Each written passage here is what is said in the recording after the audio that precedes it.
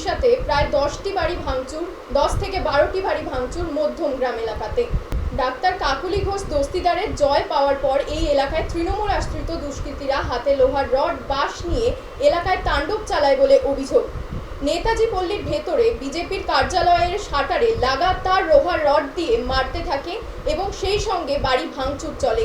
এছাড়াও এলাকায় 10 থেকে 12টি বাড়িতে ভাঙচুর চলে। ঘটনাস্থলে পুলিশ আসে কেন্দ্রীয় বাহিনী সাথে নিয়ে। বাহিনী চলে যাওয়ার পর আবার দুষ্কৃতীরা এসে তাণ্ডব চালায় বলে এমনটাই অভিযোগ স্থানীয় বাসিন্দাদের। এই ঘটনায় এখনো পর্যন্ত কাউকে গ্রেফতার করেনি দত্তপুকুর থানার পুলিশ, যদিও সমস্ত অভিযোগ মিথ্যে বলে দাবি করেছে শাসক দল। তাদের দাবি, নির্বাচনের টাকা ভাগাভাগি করতে এই গন্ডগোল। বিজেপির দলের নেতারা নিজেদের মধ্যেই এই গন্ডগোল চালাচ্ছে বলে অভিযোগ।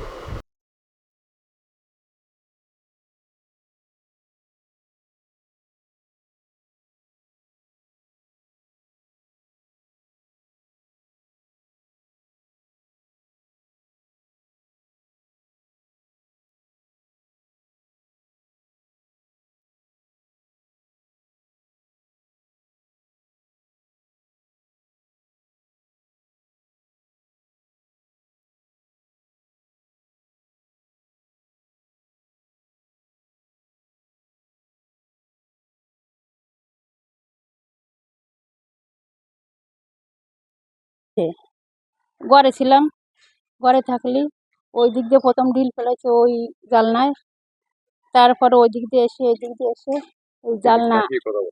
এই জালনায় ভাঙচুর করেছে, মানে যা না তাই গালাগালি দিচ্ছে, বলার মতন না। তারপরে এই গ্রিল কোচিং গেট এই যে তো মারিছে, হ্যাঁ। তারপর ওই দরজায় মানে বোম বাসটা যেরকম ওইরকম ঢিল ছুটতেছে। বন্দুক বন্দুক নিয়ে এসেছিল তারা? মানে আমি বেরোইনি ঘর থেকে ভয়তে? হ্যাঁ। কারা করলো এগুলো? মানে কারা করলো? তৃণমূল ছাড়ার কারা। কেন তৃণমূল করবে কেন? আমরা বিজেপি করি। বিজেপি করেন হ্যাঁ বলে হামলা করে চালিয়েছে? হ্যাঁ, কতজন মিলে এসেছিল তারা? 20 জন হবে। 20 জন? হুম। তারপরে থানায় জানিয়ে?